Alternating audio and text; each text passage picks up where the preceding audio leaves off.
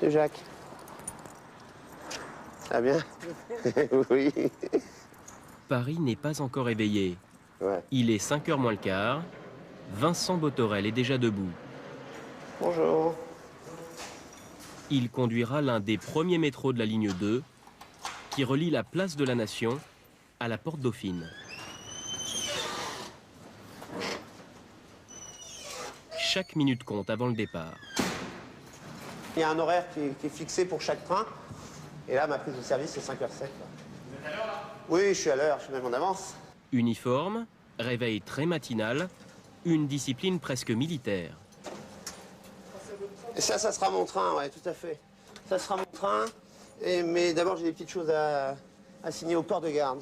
Même le vocabulaire rappelle l'armée à la RATP, la régie autonome des transports parisiens. Ça marche. À plus. Bonjour, alors là c'est le départ. Il y a le chef de départ qu'on a croisé tout à l'heure en arrivant. C'est un peu le poste d'aiguillage. Vincent partira du quai numéro 1. Et ben on est parti, je vais préparer mon train.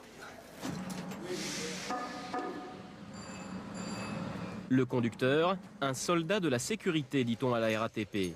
Contrôle de la machine, vérification du bon fonctionnement des portes. Vincent inspecte son train au pas de charge. Lève-tôt, couche tard, les premiers voyageurs patientent. Attention au départ. Bienvenue dans ma loge. Alors on appelle ça une loge, bien que le nom ait changé depuis. Hein. Moi je trouvais ça sympa, ça donnait un petit côté artiste à la chose, au métier. Et maintenant ça s'appelle une cabine de conduite. Seul dans sa cabine, le temps s'étire lentement. Derrière lui, des yeux pleins de sommeil. Ceux des travailleurs du petit matin, hommes ou femmes de ménage pour la plupart. Donc là le matin, c'est sympa, on aperçoit la rotonde de Stalingrad ici. Alors moi je fais un petit peu mon repérage pour voir si tout est en place. Vincent est un privilégié. Il roule sur la ligne 2, en partie aérienne. Donc avant j'étais sur la 9, c'est 2 heures le tour, c'est long quoi, puis on voit pas le chemin. La 2 c'est la mieux, c'est comme la télé, hein. Jean-Michel Grandjean, 30 ans de RATP. Là, vous êtes vraiment dans les coulisses du métro. Au bout du tunnel, le dépôt de Lourmel. Jean-Michel a conduit les voyageurs pendant 25 ans. Aujourd'hui, ces trains sont vides. Il les amène en réparation ou les passe dans une très grosse machine à laver. Et puis, j'y vais, hein, ok? Donc il passe à la machine à laver également. Je vais laver mon train exactement comme je lave ma voiture. Hein. Sauf qu'il est un petit peu plus long, il fait 75 mètres. Moi, ça fait 5 ans que j'ai ce boulot au dépôt de Lourmel. Je regrette un peu les voyageurs, parce que ça bougeait un petit peu plus quoi, en ligne. C'était marrant ce qui se passait en ligne. Allez, vite. Oui, mais dépêchez-vous quand même. Vite, s'il vous plaît, la première porte, merci. Ah, c'est terrible. Hein. On les attend, mais non, faut qu'ils aillent à la deuxième porte. Enfin bon, on les changera pas, hein. C'est parisien. Debout ceux qui sortent de boîte, assis ceux qui vont au boulot. Cohabitation forcée à 6 h du matin. Bon, apparemment, la soirée s'est bien passée, dites-moi. Ne parlez pas trop fort, il y en a qui dorment encore.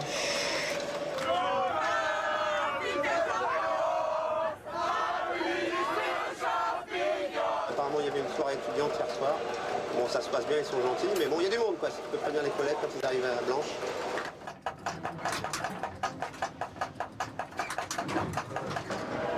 Bon, d'où vous venez, là? Dans 2 heures, les Parisiens se masseront par millions dans ces rames. Salut.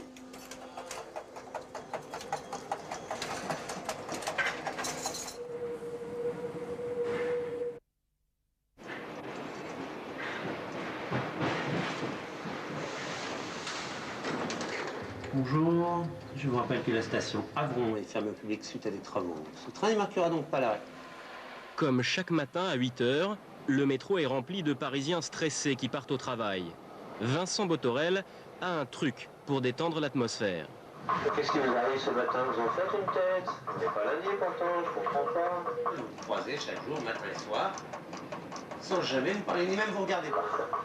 Alors ce matin, je vous demande de vous tourner vers vos voisines et vos voisins. Et je vous appelle pour leur dire bonjour. Allez-y, dites-vous bonjour. Faites un peu connaissance. Moi, c'est Vincent. Voilà, il y a des réactions sympas, des sourires. Quelques secondes de bonne humeur dans un monde de brutes. Ouais, je vous en prie, madame. Moi, ce que j'apporte, c'est un petit sourire. Si je fais une petite annonce et puis qu'il y a une personne qui passe me voir, qui me fait un petit signe, qui sourit, ben voilà, quoi. Pour moi, c'est gagné, quoi. Je prétends pas faire rire les gens. C'est juste une petite parenthèse comme ça dans la journée, pour moi comme pour le voyageur, quoi. Comme tous ses collègues, Vincent est avant tout soucieux de la sécurité de ses passagers. La hantise des conducteurs, une personne qui se jette sous leur train à leur arrivée en gare. Il y a un suicide tous les 4 jours dans le métro parisien. Ouais, bah, je touche du bois, il n'y a plus beaucoup de bois dans la loge, il en reste un petit peu là, ça ne m'est jamais arrivé. J'ai des collègues à qui c'est arrivé, certains en ont eu plusieurs, c'est vraiment le drame, quoi. Ils ont super mal vécu. Bon, ceci dit, depuis quelques années à la RATP, ils ont une équipe. Ouais. Okay. Mais bon, c'est pas gai ça, là. Pourquoi vous parlez de ça? Ouais, faut aussi parler de choses tristes, ouais, bien sûr, ouais.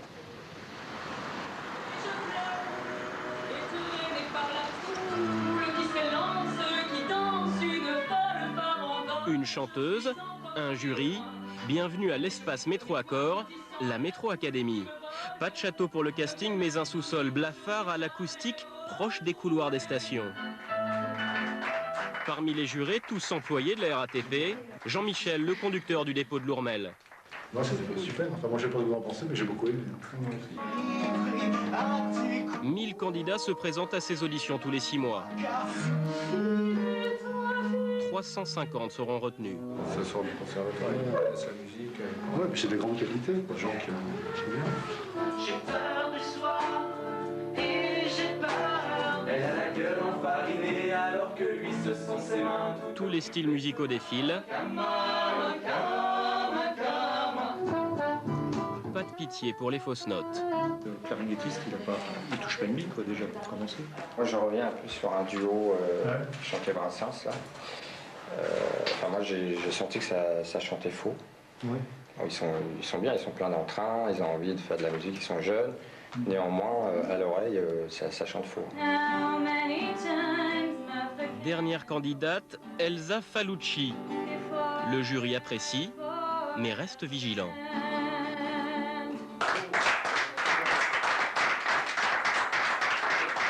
Vous êtes relâché un petit peu à un moment donné quand vous êtes trompé dans la première chanson. Il faut pas, parce que c'est d'une justesse, c'est super. Merci. Elsa arrivera-t-elle à se faire entendre dans le brouhaha du métro? Jean-Michel veut y croire. Elle, je la mettrais à Place d'Italie, dans un couloir où il n'y a pas trop de monde, mais où il n'y a pas trop de bruit. Elle a tout à fait sa place. La guitare, c'est encore beaucoup de travail. Au niveau de la voix, c'est une très très belle voix. À condition, il y avait quand même de bonnes prestations. Ouais, excellent. Pas de vote du public par téléphone à la Métro Academy. Nous laissons le jury en pleine délibération. Verdict demain. Tout le monde est avec nous? Oui. Alors s'il y a bien une étiquette que... Dans le tunnel, on marche au pas. Jean-Michel est devant, Thierry derrière. On va reprendre les commandes là, de la loge. Thierry est en formation aujourd'hui. Jean-Michel sera son professeur particulier. Bon, donc ici, tu es dans le dépôt de Javel, hein, Lourmel. Il y a 9 voies. 60 mécaniciens entretiennent et répartissent ici les 60 métros de la ligne 8. Thierry a une journée pour tout connaître de l'organisation du dépôt et du travail de Jean-Michel. Alors il faut que tu saches que, en ce qui concerne les lavages, tous les trains se lavent sur la voie 1. Oui, bien sûr. D'accord. Non, pas bien sûr, parce que tu peux le faire aussi sur la voie 2. Thierry est ce qu'on appelle un super conducteur. Il remplace ses collègues absents sur toutes les lignes et dans tous les dépôts. Donc voilà, à la RATP, on appelle ça un doublard. C'est pas très joli comme nom, mais c'est mon doublard. Et là, je vais préparer le train, ça veut dire que je vais l'allumer, comme on allume une cafetière ou sa télévision. Une seule pression suffit. Vas-y, prends tes commandes, tu peux y aller. Conduite manuelle ou pilotage automatique, le conducteur a le choix. Vitesse maximum, 70 km/h. Thierry, un superconducteur super attentif aux faits et gestes de Jean-Michel. Ouais, il faut garer ce train-là. C'est Jean-Michel, là, bah, je te le gare alors.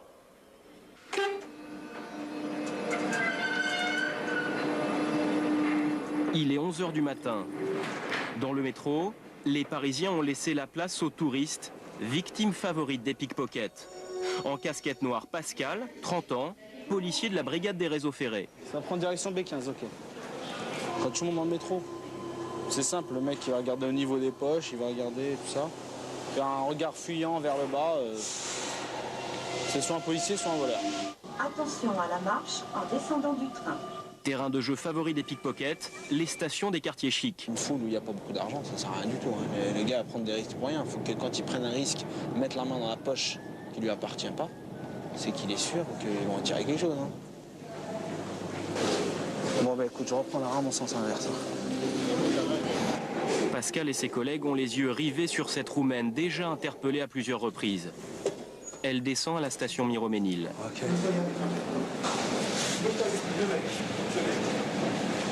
Dans la cabine téléphonique, elle est cachée.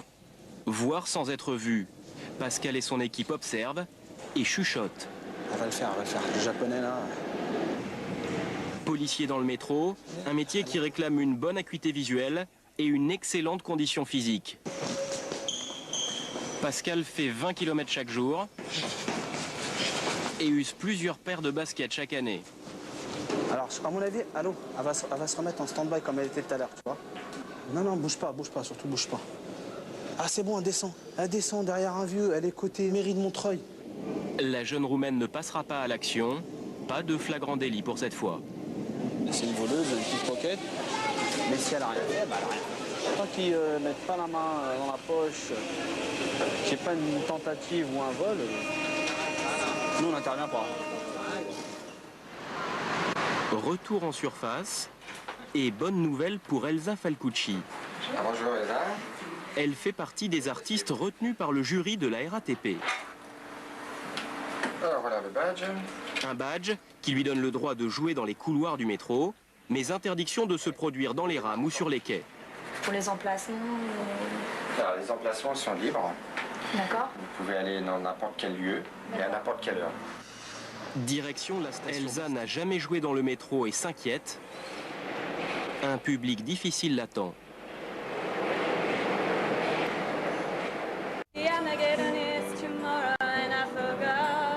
Seule avec sa guitare, Elsa Falcucci se lance.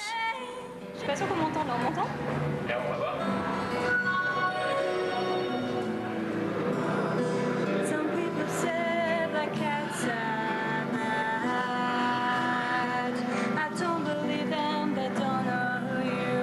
La voix porte et séduit déjà quelques passagers. Nous quittons Bastille, direction Place d'Italie par la ligne 5. Pas d'uniforme RATP pour Jean-Michel aujourd'hui. Place au leader du groupe Service Public pour un bœuf dans le métro. C'est la plus grande salle de concert du monde, qui peut être également la plus grande galère du monde.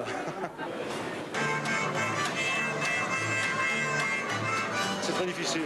Justement, on va voir, mais ça me fait très plaisir de sentir les émotions justement des gens que je note quand je suis jury. Accrédité depuis longtemps pour jouer dans ces couloirs, Jean-Michel se donne sans retenue.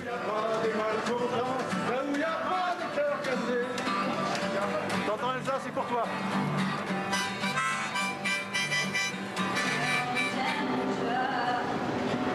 À la Bastille, le style est plus sobre, mais compte aussi ses fans.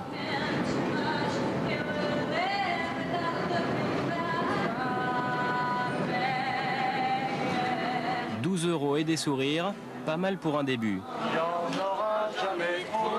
Très bien. Jamais trop de musique. Place d'Italie, le monde entier est conquis. Du métropolitain, merci les musiciens. Merci les musiciens de métro. Une bête de scène, ce Jean-Michel. Merci beaucoup. Merci messieurs dames. Je m'en rapproche. 2 pickpockets repérés à Gare du Nord. Pascal les prend sur le fait. C'est fait. Police. L'un des voleurs tente de s'enfuir. Il est interpellé sur le quai du RER. La victime, un touriste anglais. French police. Okay. They try to steal your wallet. Could you follow us, please? Yes. Les deux hommes sont emmenés au commissariat. De retour dans le métro, Pascal scrute chaque geste de l'homme au crâne dégarni. Un pickpocket connu pour se servir dans les poches des voyageurs lorsqu'il monte en rame. Arrestation en douceur. Tu te lèves. Allez, tu te lèves. C'est la police. Ils sont avec nous. Ça va, tu vas bien? Ouais, je suis bien. Ouais. Ça va? Ouais. Contrôle, mon vieux. C'est juste un contrôle. C'est quoi ça? C'est quoi que t'as mis là-dedans? C'est moi le mort. Attends. Dans son blouson, un portefeuille C'est à toi, ça? qui n'est pas le sien. C'est quoi ton nom? Voilà, c'est fait. Voilà, c'est fait. Non, il l'a fait, il a travaillé quand je disais Travailler, bosser, des synonymes de dérobé pour ces policiers. Le sac des courses à la main, le pickpocket ressemble à Monsieur Tout-le-Monde. C'est un vol à la tire bien propre, bien professionnel et tu as bien travaillé. Moi, je dis t'es un très bon même. Parce que le vieux, quand tu l'as bossé, il n'a rien vu. Bravo. Après, t'es venu derrière moi. Je dis attends, on va bosser moi parce que t'as retrouvé un flingue. Tu sais que je regarde là où tu regardes toi.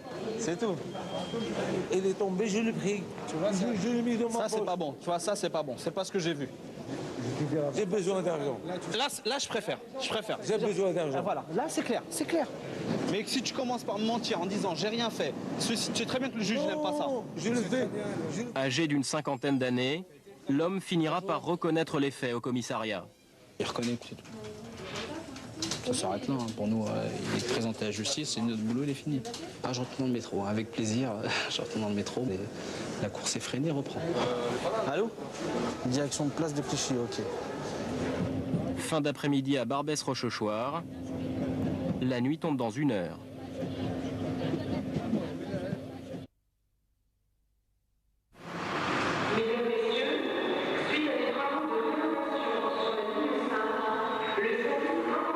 Le métro la nuit, un autre monde.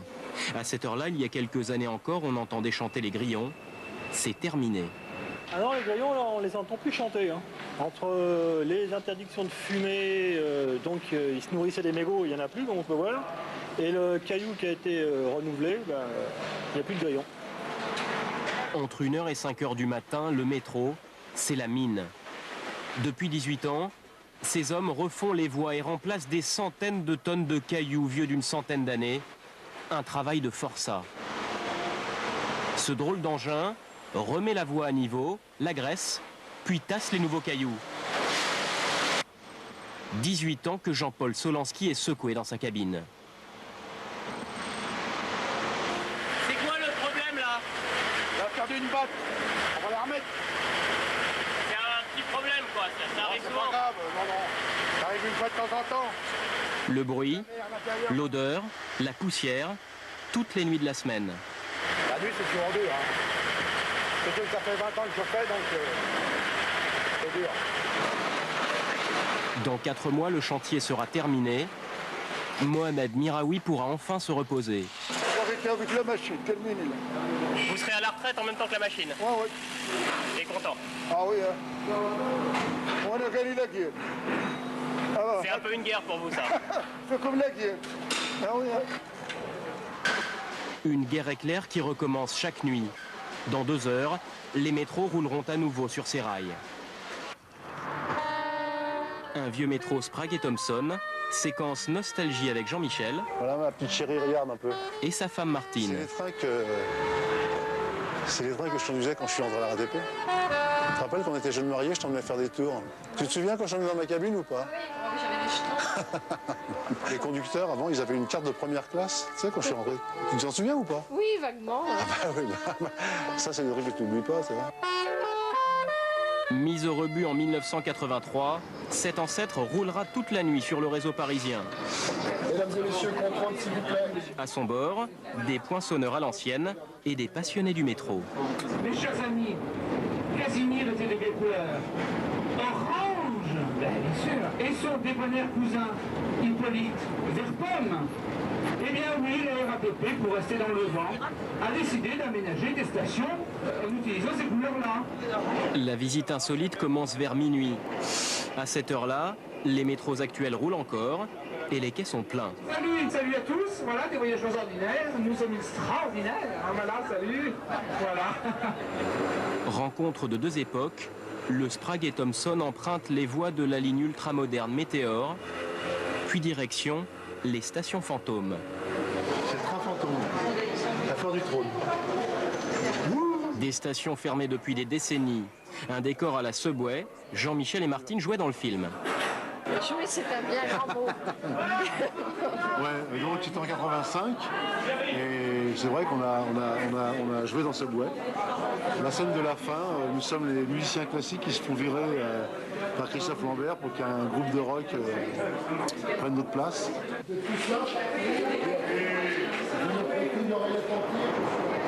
Au bout de la nuit, certains se laissent bercer par le roulement du vieux métro.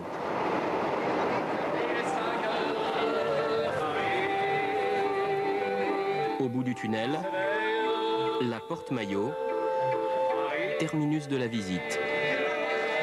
Ces souterrains, Jean-Michel, le conducteur-chanteur de la ligne 8, n'y travaillera plus très longtemps. À 56 ans, il prend sa retraite. Alors Jean-Michel, dans 4 mois, c'est fini le métro? Ouais, 4 mois. Alors? C'est pas sympa de me le rappeler. Hein. Grâce à la musique, j'ai pas vu le train passer. J'ai pas vu le train passer. 5 heures, passées de 36 minutes pour être aussi précis que les conducteurs. Le premier métro entre en gare à la station La Chapelle. Au bout du tunnel, un feuilleton signé Mathias Lyon, Michael Cario, Didier Delage et Gaël Prouf.